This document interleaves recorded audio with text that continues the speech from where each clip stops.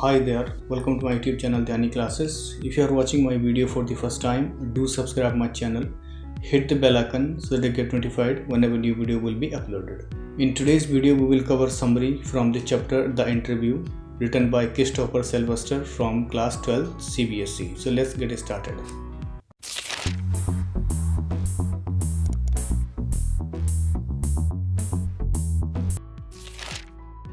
Let's go through the introduction part so that we can understand core base of the lesson.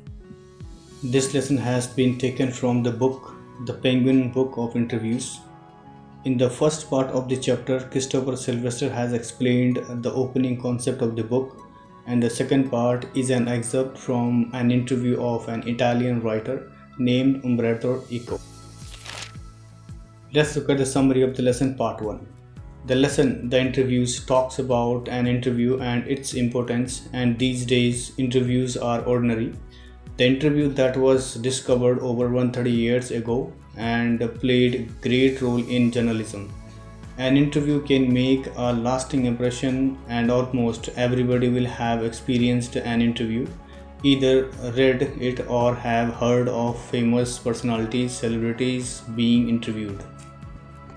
There are different conceptions regarding the function, method and standard of interview, and it creates an image in the minds of readers and viewers. And there is an old saying, steal the original identity of a person. According to the writer, it is not very surprising that people have very different opinions on pros and cons of interviews. Similarly, writer Rudyard Kipling's wife recorded in her diary how two reporters in Boston ruined her. She also made an account of why her husband was denied for an interview, and according to him, interviews are imperishable assault and crime. He even believes that this crime should have a punishment. Kipling considered interviewing an assault a crime that should attract punishment. He believes that a respectable man would never ask or give an interview. The second part of the lesson starts from an interviewer of Italian novelist named Umberto Eco, a professor at the University of Bologna, Italy, and has been awarded for his scholarly writing on subjects such as semiotics, literary interpretations, and medieval aesthetics. He wrote novels on Sunday. Moreover, this chapter also contains an excerpt from an interview between Mukund Padmanabhan, belonging to the Hindu newspaper, and Umberto Eco. While interview, Umberto talks about his interests, and his chief interests are philosophical and ethical, and these are also dominant themes of his academic work and novels. Though it gives an impression of Umberto by doing many things at a time, but he says that he is doing the same thing. His books for children are about non-violence and tranquility, and he says that there is a playful and personal quality in his work which is an adapted one. Further, he says he developed his style when he had done his doctoral thesis. His thesis narrates a story of his research, his experiments and misconceptions. He then developed his way for narration, and his academic works are not dry and boring.